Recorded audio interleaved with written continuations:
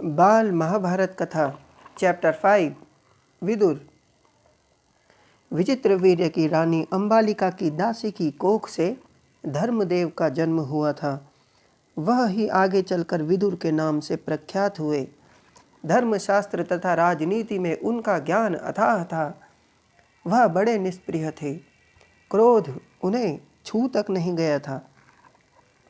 युवावस्था में ही पितामह भीष्म ने उनके विवेक तथा ज्ञान से प्रभावित होकर उन्हें राजा धृतराष्ट्र का प्रधानमंत्री नियुक्त कर दिया था।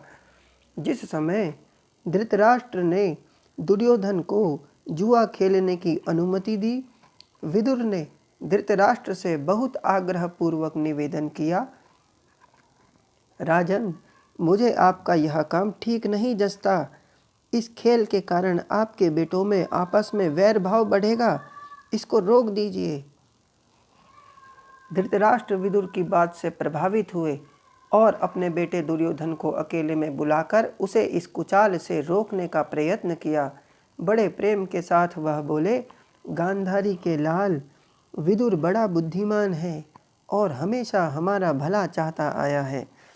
उसका कहा मानने में ही हमारी भलाई है। वत्स, जुआ खेलने का विचार छोड़ दो। विदुर कहता है कि उससे विरोध बहुत बढ़ेगा और वह राज्य के नाश का कारण हो जाएगा। छोड़ दो इस विचार को।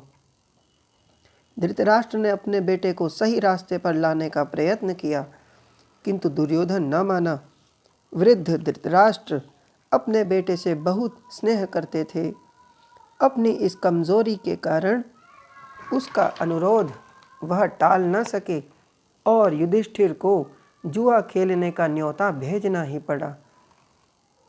धृतराष्ट्र पर बस न चला तो विदुर युधिष्ठिर के पास गए।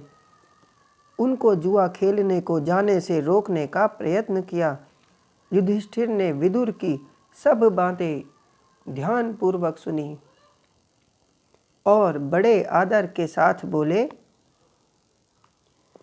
चाचा जी, मैं यह सब मानता हूँ, पर जब काका धृतराष्ट्र बुलाएं तो मैं कैसे इनकार करूं?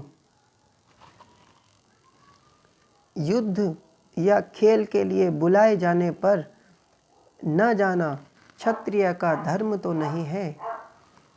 यह कहकर युधिष्ठिर क्षत्रिय कुल की मर्यादा रखने के लिए जुआ खेलने गए। धन्यवाद।